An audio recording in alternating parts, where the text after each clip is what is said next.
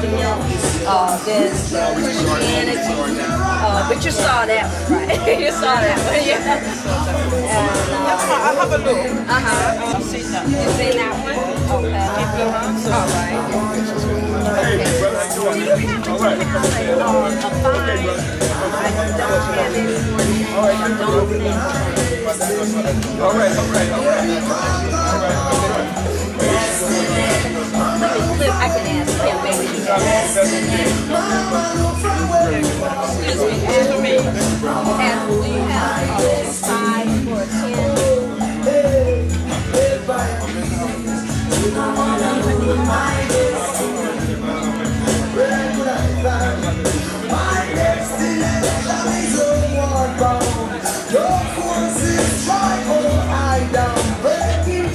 Pleasure to see you today. Oh, it's an honor, brother. That's great. That's All right, Hotep, good to be back here in London. We're now in North London. Last night we were in South London dealing with the African origin of Christianity. That's right. Tonight we're dealing in North London with Ethiopia, from the ancient Kushites to the Black Lions. Right. So educate to liberate.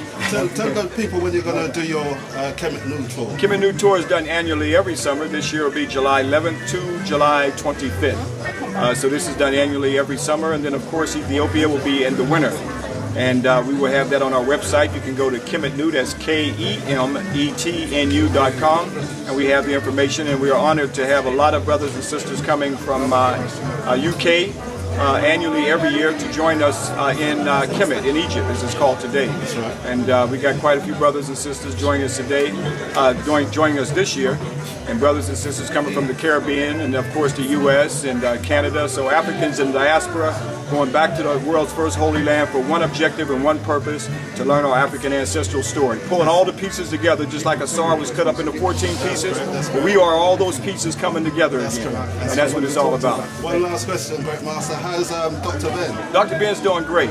Dr. Ben, he's wonderful, Grandmaster teacher, and I would not be doing what I'm doing if it's not for Dr. Ben. Excellent. So 14 years doing field research with him, and now 30 years of my life and continuing the work of Dr. Ben. As he said to me years ago, go back and do the field research. Do not become an armchair scholar. So that's what it's about. You know, don't let Europeans and Discovery that's not going to discover nothing for us, or the History Channel and all these others, you know, going back and ravaging our African ancestral homeland. So we've got to return back and get that knowledge before they erase it all from the books in stone. Hotep. Hotep. How's your time in London? Hotep. Hotep, how are you? Not too bad, not too bad. Good. How's Happy to London be been here treating you? in London. Looking forward to doing the lecture, Ethiopia from the ancient Kushites to the Black Lions. Right. So, thank Excellent. you. You're going to be doing that today, right? Yes. Okay.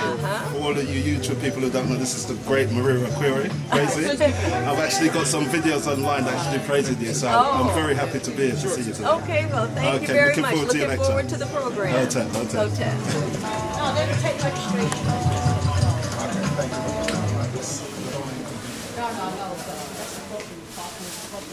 Testing. I used to work in Harringay. Oh, you work in Harringay, yeah. Most of the residents. This Serapis Jesus that we still have with us even to this very day. But fortunately, they did not get all of them. But the sad thing is, many of the brothers and sisters have got now putting this Serapis Jesus up, giving them a little bit of money. But you notice the columns are chiseled out. Their angelical images have been chiseled out by the Jesuit priests. And they cannot look inside of the curtain. And I asked the Abanas to open up the curtain only for us, and open up the curtain here only through their own worship. They showed the Black Madonna, but they refused to let the Europeans see it, I guess because they're afraid they might try to take this too. But one thing unique about the Orthodox Christian Church of Ethiopia, what makes it unique, is that it has the Ark of the Covenant and the Christian faith. So here they're drawing from their Hebrew period as well as their Christian period.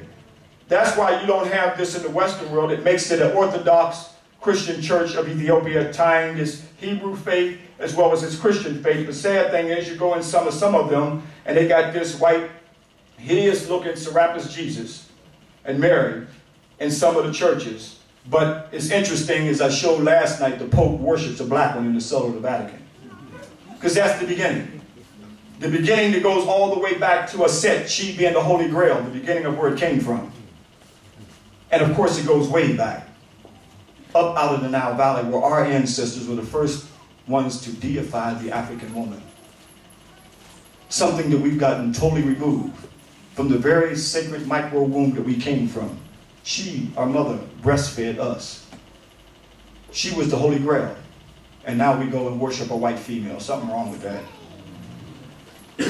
But this great, as I wind it down, this great Negus King Basiletus, he is the one that kicked the Jesuits out. And in fact, his father was trying to convert a lot of the brothers in Ethiopia over to Roman Catholicism, almost start a major civil war in Ethiopia until they dethroned him and let his son, King Faso, to take over. He killed many of the Jesuits, which he should have done, and kicked many of the others out and saved Ethiopia. But it seems as though what's going on today, it seems like the Jesuits are still around. But these are some of the castles right here in Gondar of Basiletus, Negus Basiletus or King Basiletus, that has his sacred lake.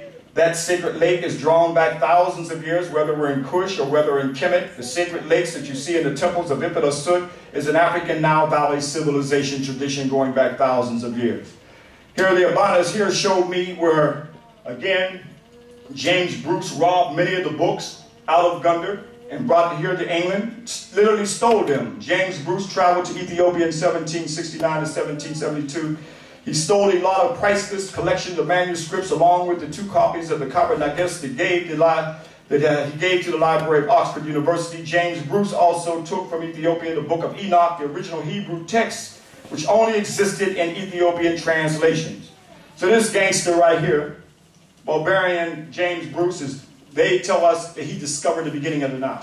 How can he discover the beginning of the Nile when we were already at the beginning of the Nile? When we said that we came from the beginning of the Nile, that was one of the ancient stories on the ancient papyrus, that we came from the beginning of the Nile where God happy dwelt at the foothill of the mountain of the moon, and they tell us that James Bruce discovered the beginning of the Nile.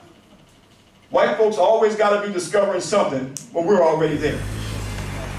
So, Sadiq, the controller of Blackwater Productions, I knew you'd be at an event like this.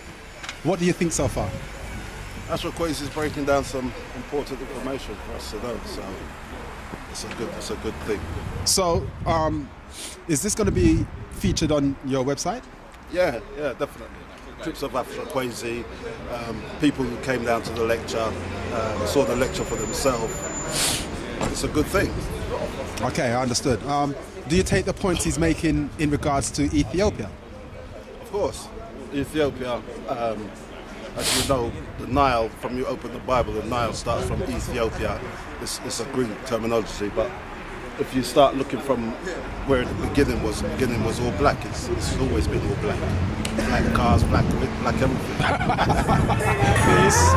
How are you finding that? Yeah, it's alright actually. You like it, yeah? Don't worry, you'll be on YouTube later on. It's alright, it's alright. It's alright, you enjoyed it, yeah? Okay, you're looking forward to Merira Kwesi? I don't know what it is. Oh, okay, you'll see us. That's his wife, she's coming up next. She's a good teacher, actually. But this is the book of Enoch that he took from Ethiopia. And this is how Europeans started to get into Ethiopia after stealing many of the writings, the Kabbalah Nagas, and also the book of Enoch, and the the Father Nagas. These are the Chronicle of the Kings, and started to rewrite and retranslate much of the spiritual writing of ancient Ethiopia. And this is the last prophet in the Bible. And although these are allegorical stories, as I deal with my African origin of the Bible, they're all African Cushitic Kemetic stories of the Nile Valley that I deal with in ancient stories. But the point is, it's all coming up out of the Nile Valley, brothers and sisters. And as I wind this down, one of the, of all the years of lecturing, for 30 years now, it was a great delight for the government as well as the brothers and sisters at the University of Addis Ababa to ask Merira. They called us in the States and asked us to come to the University of Addis Ababa to lecture on the Ethiopian and ancient Kushites, okay, to the Black Lions.